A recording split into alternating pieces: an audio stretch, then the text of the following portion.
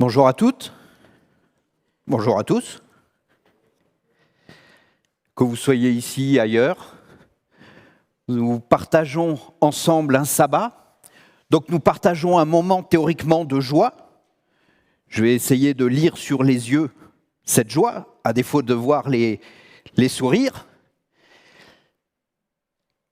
J'aimerais que l'on puisse ensemble échanger, partager, réfléchir autour de ce que nous avons, nous, ici, dans notre église de Collonges, depuis septembre dernier, à savoir cette banderole, ce kakémono, pour prendre le bon terme, où il est écrit dessus « Va et raconte-leur tout ce que le Seigneur a fait pour toi ». Et le texte de référence fait partie de ce que Claude nous a lu, donc à savoir l'évangile de Marc au chapitre 5, et toute cette histoire de cet homme possédé qui fait peur manifestement, et de sa rencontre avec le Christ. Quand on regarde le contexte dans lequel tout cela se passe, on voit un homme donc possédé, on ne sait pas exactement de quoi, mais en tout cas, il fait suffisamment peur pour qu'on ait voulu l'enchaîner. Donc j'imagine les personnes qui ont dit, bon, voilà, lui, on a besoin de bonnes chaînes parce que de simples cordes ou comme ça ne suffiraient pas. Mais même ces chaînes-là, le texte nous dit, aucune chaîne ne le retenait. Donc on n'arrive pas à emprisonner, immobiliser cette personne. Paradoxalement, et le texte nous dit qu'il est dans les montagnes, dans les cimetières, il vit la nuit. Donc voilà un homme qui brise les chaînes, qui sont là pour théoriquement l'enfermer et le poser dans un cadre bien précis, et donc mettant tous les autres à l'abri. Cet homme brise les chaînes, mais quelque part il n'en profite pas. L'idée, si un jour si on a été prisonnier, j'espère pas qu'on a eu cette expérience-là, mais l'idée de se libérer de chaînes, c'est pour pouvoir en profiter. Lui, aucune chaîne ne le retient, et pourtant, au lieu de vivre parmi les autres, avec les gens et autres, il reste dans les montagnes, la nuit, dans les cimetières. Franchement, comme cadre de vie, il y a plus sympa. Comme dimension sociale, peut mieux faire. Allez, je le dis une fois, après j'en parle plus. Il s'auto-confine. Il faut en vouloir. À nous maintenant, non. Et il choisit de vivre isolé, loin des autres. Voilà un homme qui brise les chaînes bien matérielles, bien concrètes, mais qui en fait en a énormément en lui. Et des chaînes qui font qu'il n'arrive pas à aller de l'avant. Aujourd'hui, j'aimerais que l'on puisse penser à cet homme, penser à nous. Et si j'étais lui? Il n'a pas de nom.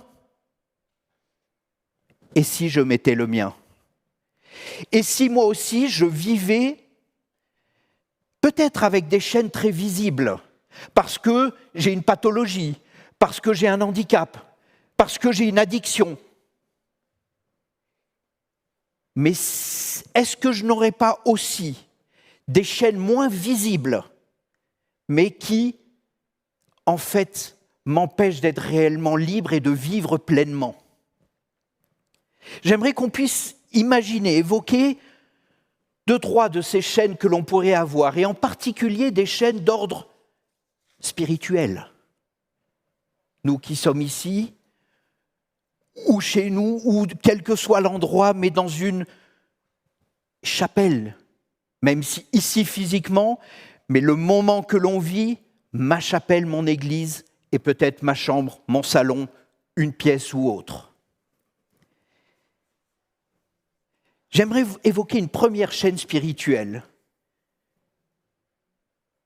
La première, c'est Dieu. Et si Dieu pouvait être une chaîne qui m'entrave?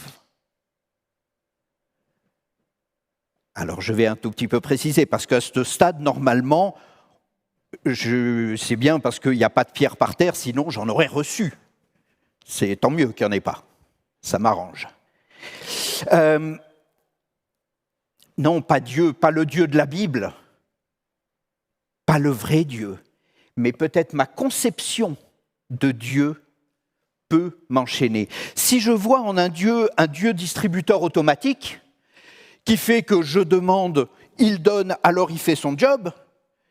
S'il ne donne pas, ça veut dire qu'il ne s'intéresse pas à moi, qu'il n'assume pas, qu'il ne m'aime pas, voire même qu'il ment puisqu'il m'a dit qu'il était là pour moi. Quelle est ma conception réelle de Dieu? Je ne parle pas de la conception que l'on va dire, que l'on va le présenter, où on fait du politiquement correct, et on va dire, oui, Dieu est amour, et avec ça on s'en sort. Voilà. 1 Jean 4,8 me dit, Dieu est amour, donc je suis tranquille avec ça. Mais dans mon vécu réel, dans ma relation réelle, Dieu, moi, il se passe quoi? Distributeur automatique? Et peut-être on a une autre conception de Dieu. Vous savez, il y a une phrase que je n'aime pas du tout et que l'on entend très souvent, que l'on s'échange très souvent entre nous. Un tel, on se voit demain? Oui, si Dieu veut. C'est cette partie-là qui me gêne. Oui, mais et si d'abord, toi, qu'est-ce que tu veux? Est-ce que tu veux qu'on se voit? Ou il y a l'autre formule que l'on a des fois le samedi matin, ou quand il y a des groupes qui sont réunis, on prie « Merci Dieu, tu nous as permis d'être réunis ce matin » ou cet après-midi, ou ce soir, peu importe le moment. Derrière cette phrase, j'ai une grande crainte. Je crois très fort en un Dieu qui veut nous inspirer, qui veut nous aider, qui veut nous guider, qui veut nous pousser à telle ou telle chose. Mais j'ai peur d'une chose au travers de cette phrase. C'est une forme de déresponsabilisation totale. Tu nous as permis de nous réunir, mais que je sache, les gens qui sont devant moi et vous qui êtes devant votre écran, vous avez choisi ce matin de venir, vous vous êtes préparés, avec plaisir ou pas quant à l'heure, il faut se lever tôt, on se prépare, on se rase, on se lave, peu importe, mais vous avez choisi de venir. J'ai peur d'une relation à un Dieu qui fait que moi je me déresponsabilise, c'est-à-dire que si quelque chose m'arrive, c'est plus ma faute, c'est Dieu. Parce que je ne prends presque plus part à ma propre vie, je lui remets tout. Or, je crois que la vie avec Dieu est une vie de collaboration. Dieu nous a choisis tôt. Il nous a choisis même avant notre naissance. On trouve ça dans Ésaïe 49, au verset 1, où on nous dit, il nous a choisis dès le début. Si ensuite, dans le parcours, dans mon chemin de vie, à mon tour, je le choisis, alors on rentre dans une collaboration où Dieu m'a créé avec une réflexion, avec un libre arbitre, avec une capacité de choisir. Et il m'invite à faire des choix et à les assumer. Et lui va rentrer dans mon projet et me pousser vers l'excellence. Mais je ne peux pas avoir une vie où c'est tout si Dieu veut. Moi, ce n'est plus ma faute. Il m'arrive ça. Alors ça devient le problème de Dieu. Et alors je deviens quelque part enchaîné à une fausse lecture de Dieu, à un Dieu distributeur ou à un Dieu qui est responsable de tout. J'ai ma part de responsabilité, je dois aussi l'assumer, je fais mes choix. Et c'est ensemble que nous allons pouvoir construire une vie épanouie. Si je prends 2 Corinthiens, le chapitre 3, le verset 17, 2 Corinthiens, chapitre 3, verset 17, nous tous qui, le visage dévoilé, contemplons. Pardon, j'étais au 18. Or, le Seigneur, c'est l'Esprit, et là où est l'Esprit du Seigneur, là est la liberté. Je veux vivre libre avec mon Dieu, et Dieu veut que je sois un être libre. Il me laisse libre de mes choix, il les accompagne, il les optimise. À moi de l'interpeller, mais dans une démarche de collaboration et non pas de déresponsabilisation où je m'attends à ce qu'il réponde immédiatement et comme je l'entends à ce qu'il me demande. Selon la vision que j'ai de Dieu, Dieu peut devenir une forme de servitude. Une autre forme de servitude, ça peut être aussi mon Église. Là, on peut imaginer ce matin qu'il y a une majorité de personnes se réclamant de l'Église adventiste du 7e jour. Et je m'en réjouis et je suis fier d'en être.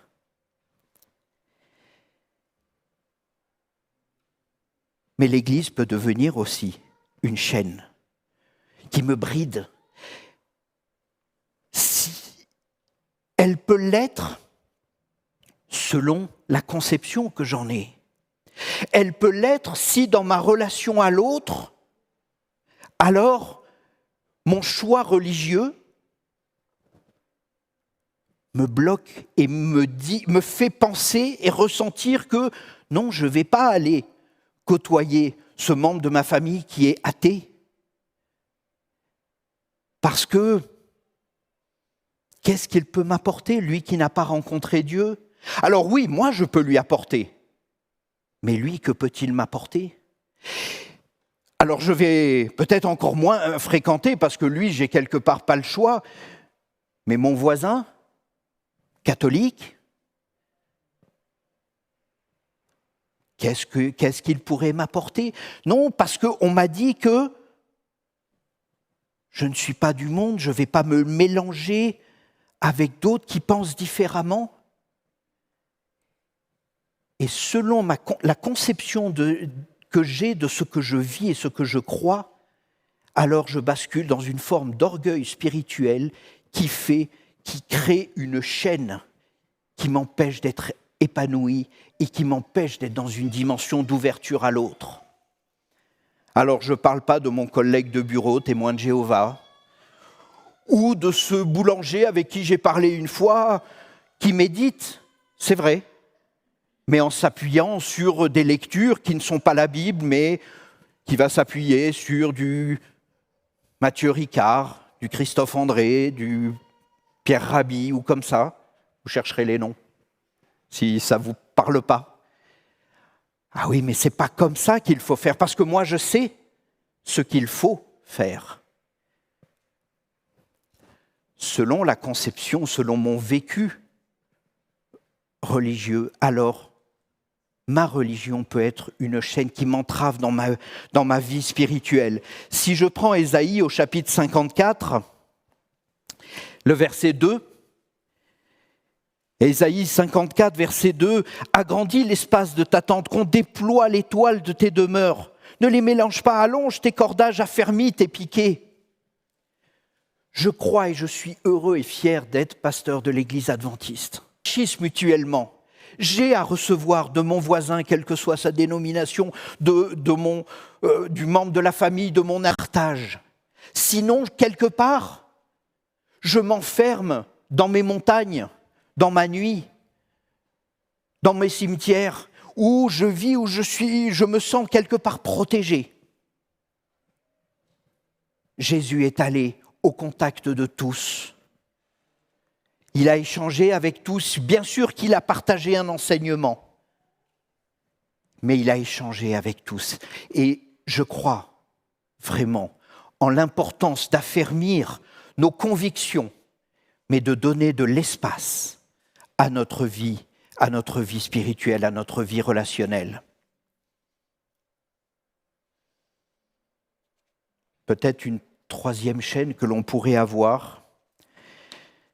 Tous autant que nous sommes, j'espère qu'un jour nous avons eu de ce moment très particuliers où il y a, dans notre chemin de vie, cette rencontre avec Christ. Alors, on le situe à des moments différents. Des fois, ça a été très progressif ou des fois, ça a été fulgurant. Dans la Bible, on voit certains, ça se fait progressivement et d'autres, on a bien sûr en tête un Paul. Waouh! Et ça bouleverse tout. Et souvent, suite à cela, il y a une joie, un enthousiasme fabuleux. Et des fois, après, on vit dans la nostalgie de ce moment. Ah punaise, qu'est-ce que j'aimerais revenir à mon premier amour spirituel. Ce qu'on dit des fois aussi dans le cadre d'une relation de couple, une relation amoureuse. Ah, le début, qu'est-ce que c'était beau, on était tout fous. Et puis, le temps a passé. On est nettement moins tout fou. L'habitude et peut-être d'autres éléments qui font que ça nous bloque. Et dans notre vie spirituelle, peut-être progressivement, on est rentré dans un schéma d'habitude, faire les choses, parce qu'il faut les faire, parce que j'ai pris l'habitude de les faire, ou parce qu'on m'a dit de les faire. Et si je ne les fais pas, alors je ressens une forme de culpabilisation, voire de stress terrible, qui fait que constamment je joue mon salut. Je n'ai pas passé une demi-heure ce matin en me levant à lire et méditer. Zut! Je ne l'ai pas fait du tout. Il ne faut pas que j'oublie parce que mon salut en dépend. Quel sens je donne à ma pratique spirituelle? Je ne suis surtout pas en train de dire qu'il ne faut pas prendre du temps de méditation le matin et qu'une certaine habitude spirituelle n'est pas nécessaire. Je ne dis pas ça du tout, mais quel sens je lui donne? Est-ce que j'en donne encore? Est-ce qu'il ne serait pas judicieux de se poser et de se dire « Pourquoi est-ce que je fais cela? Pourquoi est-ce que je chante, je prie d'une manière ou d'une autre au début d'un repas? Pourquoi est-ce que je viens ou je prends un temps le samedi matin, un temps de culte, un temps où j'aurai tellement d'autres choses possibles de faire? Pourquoi je le fais? Parce que c'est l'habitude de le faire, ou parce que si je ne le fais pas, j'ai peur de perdre mon salut? Et donc je deviens un chrétien, quelqu'un qui vit par peur. Peur de se sentir coupable. Peur de perdre l'essentiel. Et alors, oui, je m'enchaîne. Et alors, oui, je me crée un espace de vie où je me retire un petit peu de ce qui est clé. Quel sens je donne à ce que je vis, à mon vécu spirituel? Quel sens je donne au temps de culte? Quand nous regardons Galates, chapitre 5, le verset 1, nous voyons, c'est pour la liberté que le Christ nous a libérés. Tenez donc ferme et ne vous remettez pas sous le joug de l'esclavage.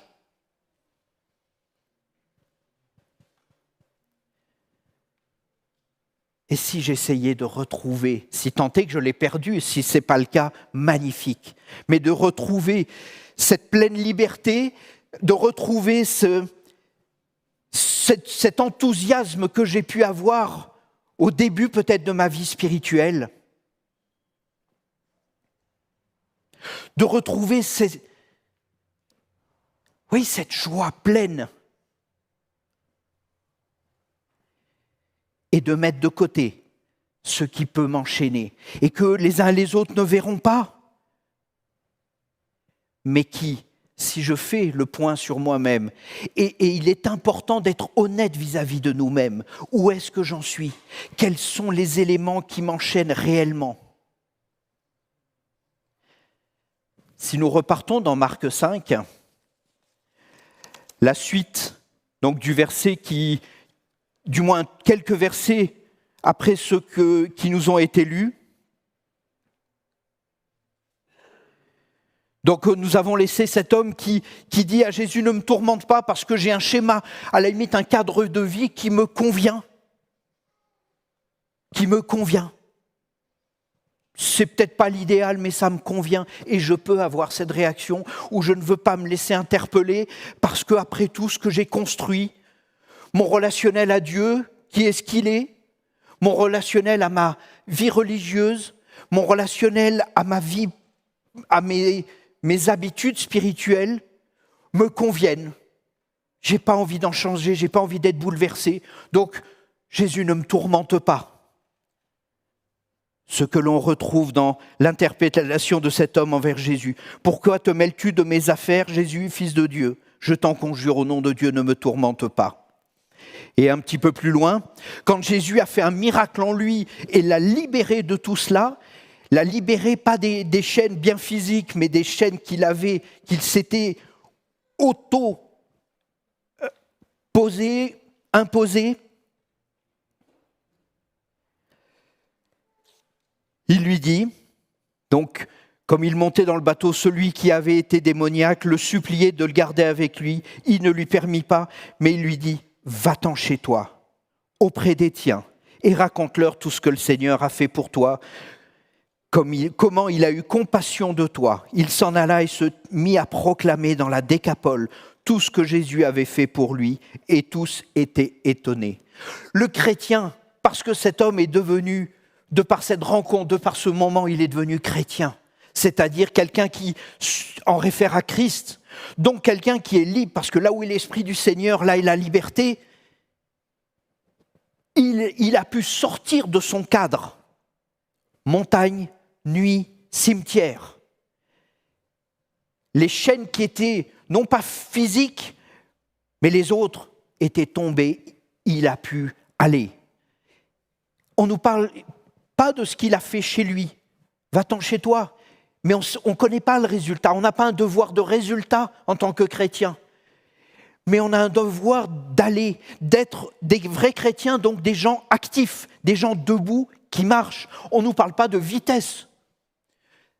Ce n'est pas nécessaire d'avancer vite, mais nécessaire d'avancer. J'aimerais que vous partagiez une sculpture qui, moi, je la trouve magnifique. On la doit à Giacometti, donc un sculpteur suisse, qui a fait sa sculpture la plus célèbre, qui s'appelle L'homme qui marche. Voilà. Cet homme qui marche, qui a les pieds dans de la boue, ça le gêne pour marcher, mais il marche. Et j'aimerais, je n'ai pas appelé Giacometti, mais je pense qu'il serait d'accord pour dire, ce n'est pas la sculpture de l'homme qui marche, mais de la femme et de l'homme qui marche, ou de l'humain qui marche, du chrétien qui marche. Parce que cet homme, quelque part, il était statique. Oui, il bougeait, mais dans un périmètre où il ne rencontrait personne. Or, le chrétien est celui qui va de l'avant. Et Jésus lui dit, va vers les autres, va vers les tiens, recrée-toi, élargis l'espace de ton vécu, affermis tes convictions en moi, en Christ, mais élargis ton espace et sois un homme qui marche, pas avec n'importe qui. Vous relirez Psaume 1, qui nous invite à ne pas marcher avec les mauvaises personnes et surtout ne pas s'arrêter. Soyons en marche. Soyons, encore une fois, ce n'est pas ni un devoir de résultat, il n'a pas converti toute la Décapole. J'en suis sûr, on ne nous le dit pas, mais c'est certain. Mais notre devoir de chrétien, c'est d'être, premièrement, des chrétiens libérés. Donc, ça demande que je fasse le point sur ma vie. Qu'est-ce qui m'entrave ? Qu'est-ce qui me bloque ? En étant honnête. Honnête. C'est pas simple. C'est pas drôle. Parce que des fois, on est obligé de se dire, bon sang, eh bien, dans ce domaine, dans ta vision de Dieu, ma vision de Dieu, mon vécu de la foi, mon vécu de religieux et autres, ben franchement, il n'y a pas de quoi être fier. Ou alors le constat de dire, je suis heureux, je suis dans une belle dynamique, épanoui, libéré. Et donc, à partir de là, je vais de l'avant vers les uns les autres. Je leur donne de l'espace dans ma vie pour les recevoir, pour partager avec eux tout ça dans une étroite collaboration avec mon Dieu. Donc ce matin, je nous invite à vivre en homme, en femme déchaînés. Déchaînés dans les deux sens du terme. Déchaînés, c'est-à-dire des plus loin chaînés, c'est-à-dire avec des chaînes qui sont tombées, qui ne sont plus, mais aussi déchaînés dans notre enthousiasme, dans notre premier amour pour Dieu.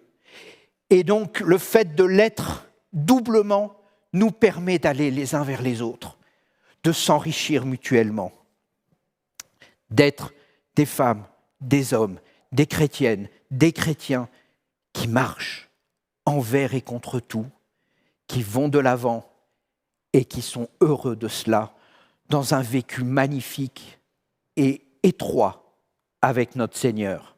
C'est mon souhait pour vous, pour moi. Amen.